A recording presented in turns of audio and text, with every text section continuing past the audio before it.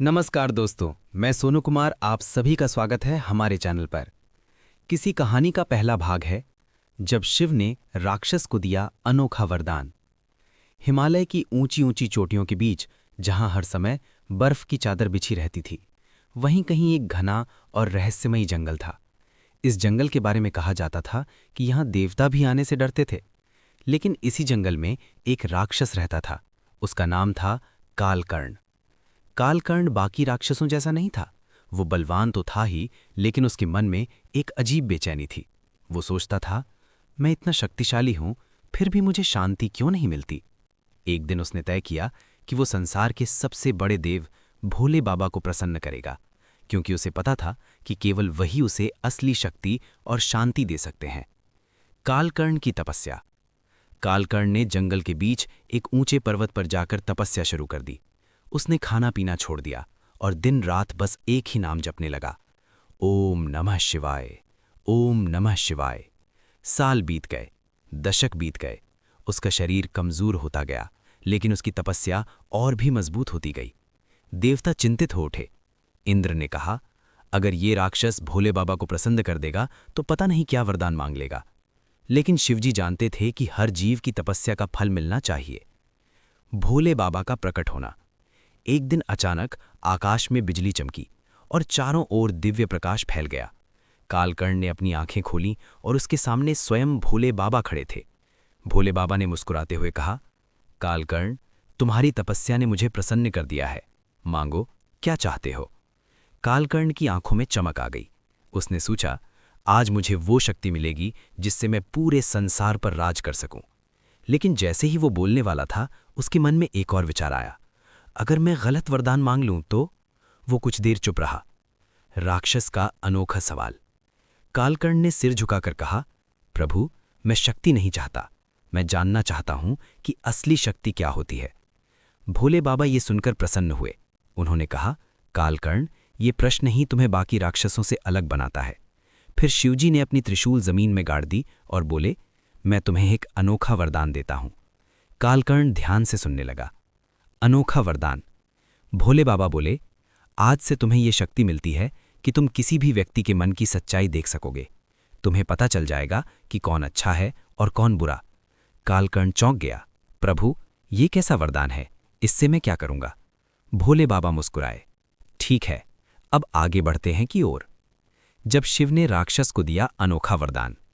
पिछले भाग में आपने देखा कि भोले बाबा ने राक्षस कालकर्ण को एक अनोखा वरदान दिया, लोगों के मन की सच्चाई देखने की शक्ति। अब यही शक्ति उसकी जिंदगी बदलने वाली थी।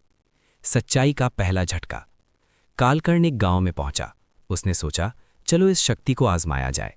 सबसे पहले वो गांव के मुखिया के पास गया। मुखिया बहुत धर्मात्मा और दयालु दिखता था। लोग उसकी बहुत तारीफ करते थे। लेकिन जैसे ही कालकर्ण ने उसकी आंखों में देखा, उसे अंदर की सच्चाई दिखाई दी, लालच, छल और धोखा। कालकर्ण चौंक गया। ये कैसा इंसान है, बाहर से अच्छा लेकिन अंदर से इतना बुरा। उसका मन गुस्से से भर गया। वो चाहता तो उसी समय मुखिया को सजा दे सकता था, लेकिन उसे भोले बाबा की बात याद आई, यही तुम्हारी परीक्षा है। असली भलाई की पहचान। कुछ दूर जाने पर उसे एक बूढ़ी औरत मिली। वो फटे कपड़ों में थी और भीख मांग रही थी। कालकर्ण ने सोचा, ये तो कमजोर और गरीब है, इसमें क्या खास होगा। लेकिन जब उसने उसकी सच्चाई देखी तो वो दंग रह गया। उसके मन में पवित्रता, दया और भगवान के प्रति सच्ची भक्ति भरी हुई थी। कालकर्ण पहली बार समझने लगा कि असली अच्छाई दिखावे में नहीं, दिल में होती है। राक्षस के मन में बदलाव।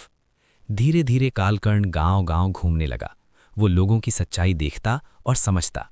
उसे पता चला, जो अमीर हैं वो हमेशा अच्छे नहीं होते, जो गरीब हैं वो हमेशा कमजोर नहीं होते, और जो साधारण दिखते हैं वो अंदर से सबसे महान हो सकते हैं। अब उसका दिल बदलने लगा। वो सोचने लगा, ठीक है, अब इस कहानी का अंतिम भाग प्रस्तुत है।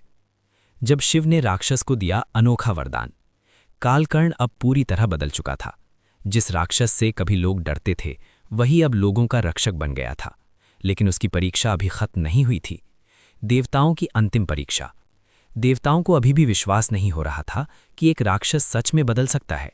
इसलिए उन्होंने कालकर्ण की आखिरी परीक्षा लेने का निश्चय किया। एक दिन एक वृद्ध ब्राह्मण के रूप में स्वयं भोले बाबा उसके पास आए।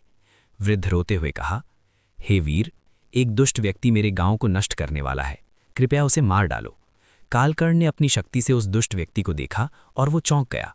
उसे उस व्यक्ति के मन में कोई बुराई नहीं दिखी। सबसे कठिन निर्णय।